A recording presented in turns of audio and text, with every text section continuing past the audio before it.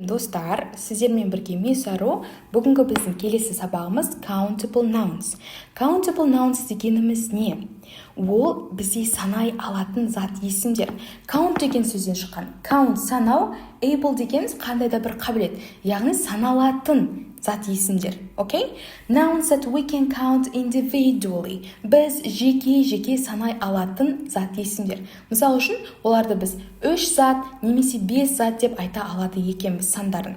They have singular and the plural forms. Олардың бізде жеке және көпше түрлері бар екен. Singular form всегда өзінің алдында a and z деген 3 артиклдің біреуін қажет ететін болады. Немесе қандай да бір one деген determiner, бір дегенді білдіретін, немесе my, your, his, their деген сияқты бізде possessive adjective керек болады. Болмаса this, that деген анау, мынау дегенді білдіретін бізде determinerлер қажет болады екен.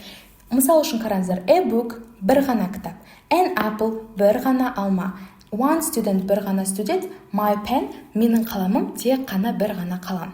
Ал көпше түрде болса, бізде оларға всегда s қосылады. At, s немесе es. Қараңыздар, обычно кезде біз s жалғаймыз, ал esті қай кезде жалғаймыз? Егерде соңғы әріптеріміз бізде ss, sh, ch, o, x-қа аяқталса, соңғы әріптеріміз осылар болатын болса, es жалғаймыз. Мысал үшін қараңыздар, бізде қандай сөз бар? Glass. Glass дегеніміз бұл жерде стакан, е? Ал two glasses деп айтатын болсақ, es жалғайды екенбіз. Хорошо, өйткені бізде соңғы екі әріп s-ке аяқталып тұр. Так, көпше түрде бізде s жалғаймыз немесе es. Мінекей, books, apples, students, pens. Бұлар бізде көпше тұр. Countable дегеніміз осы. Енді келесі, бірінші мысалдарын қарап өтейік. I bought an apple. Мен алма сатып алдым. Бір алма. I bought 3 apples. Мен 3 алма сатып алдым. Бұл жерде біз санай алып тұрмыз. Dogs are friendly animals. Жануарлар өте досшыл, иттер өте досшыл жануарлар. General idea, бұл бізде факт просто. Көпше түрде бола алады.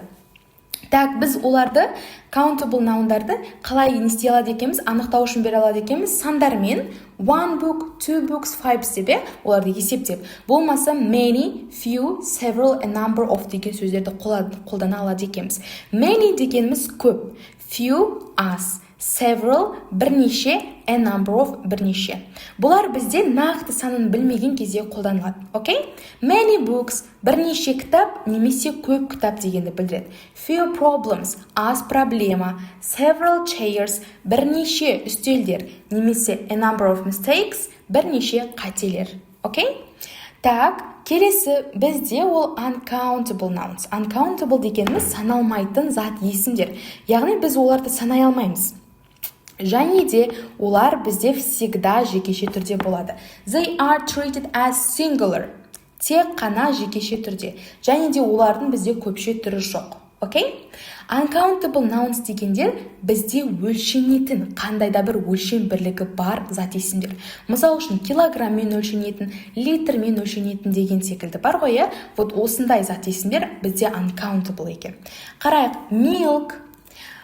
Бұл бізде сұйықтық, liquids. Сұйықтықтардың барлығы, liquids, сұйықтық деген сөз, олардың барлығы бізде саналмайтын. Water, сұйықтық, тоже саналмайды. Sugar, bread, ол бізде тамақ. Келесі food, тамақтар саналмайды екен. Money, ақша саналмайды. Кәдімгі қағаз ақша, ағылшындарда саналмайды, бірақ тиындар саналады. Coins деген монеталар бар ғой, олар бізде саналады. Furniture, ол бізде қараңыздар, мебель деп жалпылама айтатын болсақ, ол кезде біз санай алмайды екенбіз. Бірақ егерде қараңыздар, егерде біз жеке әрбір мебельді өздерінің аттарымен атып айтатын болсақ, ол кезде санай аламыз. Мысал үшін, орындық, 5 орындық, 5 chairs, 5 үстел, 5 desks, оларды санай аламыз. Ал егерде орындық пен үстелді қосып айтатын болсақ, ол кезде просто так furniture деп айтамыз. Оларды біз көпше түрде санап қолдана алмайды екенбіз, біріктіре алмаймыз. Екі түрлі категориядағы затты біріктіре алмаймыз деген сөз. Келесі information, бұл бізде информация деген қараңыздар. Құлағымызбен ести алатын нәрсе, бірақ біз информацияны қолмен ұстай алмаймыз. Яғни физически түрде қолмен ұстай алмайтын зат есімдер, бірақ андай жаңағы ести алатын, сезіне алатын зат есімдер, олар бізде всегда uncountable. Advice, кеңес, тоже біз оны ұстай алмаймыз, но бірақ біз кеңесті ести аламыз. Ол бізде тоже uncountable. Homework тоже самое, music, love, олар да бізде тоже самое екен. Мысалы үшін қараңыздар, love дегенге тағы келтірген қосымша.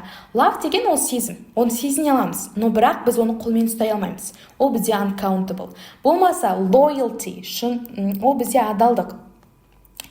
Адалдық дегенді біз сезіне аламыз, бірақ ешқашан ұстай алмаймыз. Ол бізде uncountable noun болады екен. Енді қарайық, common mistakes, яғни барлығы жасайтын, жиі жасалынатын қателік. We don't say informations, яғни біз ешқашанда s жалғамайды екенбіз қандай зат есімдерге? Uncountable зат есімдерге. Немесе advices деп айтпаймыз. Оның орнына some information деп айта аламыз, немесе a piece of information деп айта аламыз. Some, a piece of дегеніміз бірнеше дегенді білдіреді. Так, informations, advices деген қате, wrong дегеніміз қате деген сөз. Так, мысалдар, I need some water, маған су қажет.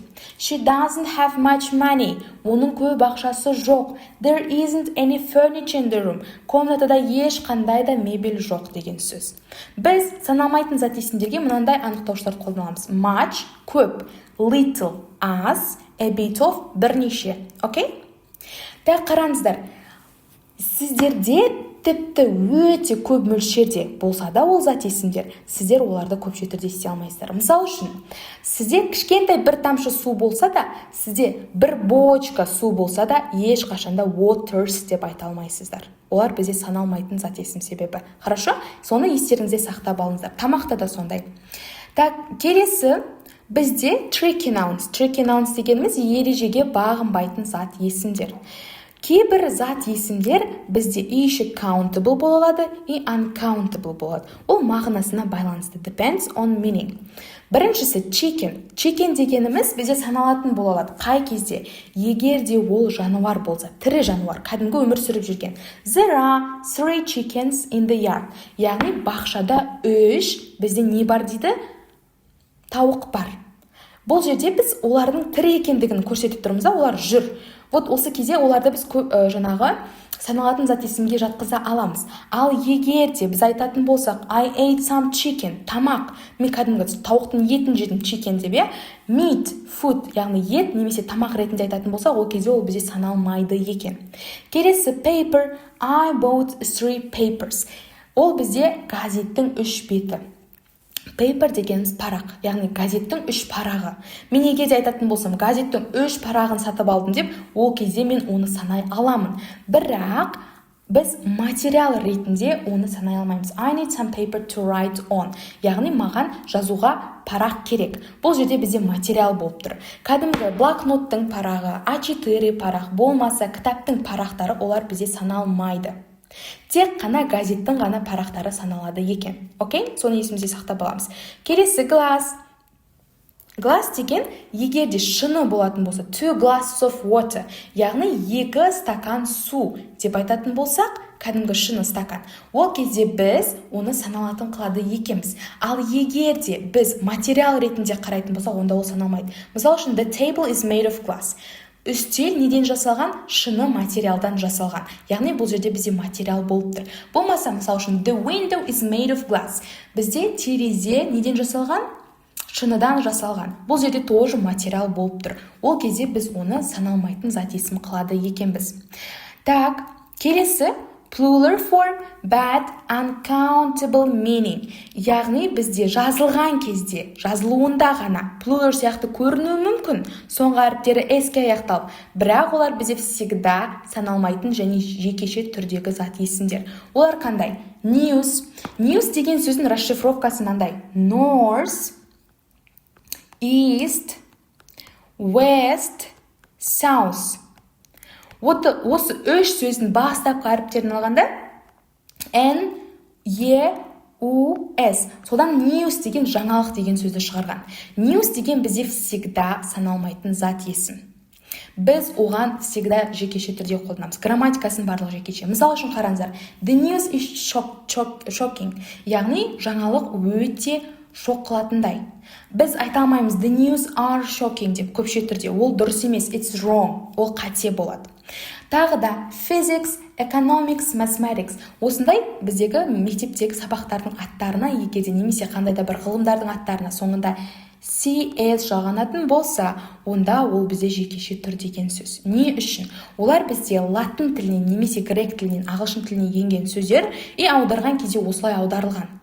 Бірақ олар ешқандай да бізде көпше түрде екендігін білдірмейді. Математика, экономика, физика деп аударылады. Physics деген физикалар деген мағынаны білдірмейді. Physics ол жай ғана физика. Одан кейін біз бұларды ешқашанда көпше түрге қоя алмаймыз. Яғни physicses деп қоса алмаймыз. Хорошо? Олар всегда бізде жекеше түрде болуы керек.